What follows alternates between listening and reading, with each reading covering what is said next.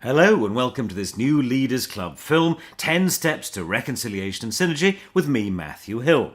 Today we're going to demystify the steps to constructive harmony, try to de-escalate tension and hostility in your life, and burst the balloon belief that you must have enemies.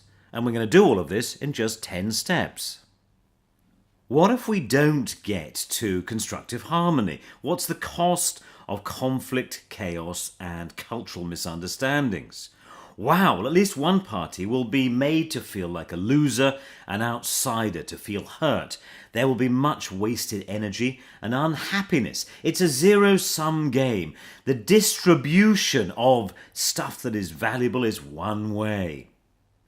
First, we have to understand why there is an interest in making people wrong, bad, or less. The opposite of reconciliation. The current norm in politics, law, and war is there must be an enemy, an adversary, a foe. There must be plenty of blame, criticism, and vilification. One party must be made into the bad guy. Why?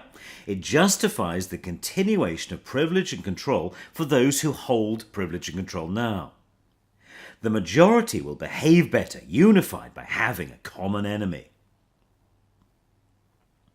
Blame makes money. Go up to a large house and ask the owner, probably a lawyer. So there is money in politics, money in dispute, and money in war. How can we challenge this? The shift begins with stopping the old and hearing, listening, and listening even harder to find out these. What's the subject and content of the conversation?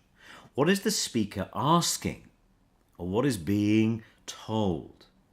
What is your relationship as listener with the speaker, particularly with reference to the power and the power difference between you and them?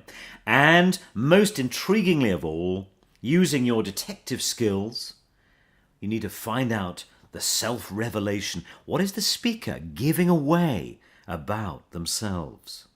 Step 2 really represents the mechanism of engagement, but taking that further, it is engaging in cognitive empathy, intellectually understanding from the speaker's point of view, walking a mile or a kilometre in their shoes. So really getting it from their perspective. What it's not is as much emotional empathy, where you really do feel their pain. If anything, we want to detach and somewhat dial down emotional empathy. Step 4 may represent a cultural challenge for you. As I go through this, see how you feel. Check in with your emotions. Listening is not capitulation or an act of disloyalty. There are no enemies anywhere. Understanding the other party is not the same as agreeing with them in their position. Dialogue is not treachery. Engagement is not wrong, bad, or shameful. You are safe to proceed. Check in with yourself. How do you feel right now? One of the biggest steps is the EPIC method, to dial down the tribal angst, anger, and feelings of shame. Here we separate the agenda into its constituent elements. So let's begin. The emotions you're feeling or they're displaying, should they be up for consideration? No, they're part of their past programming or your past programming. They're irrelevant today.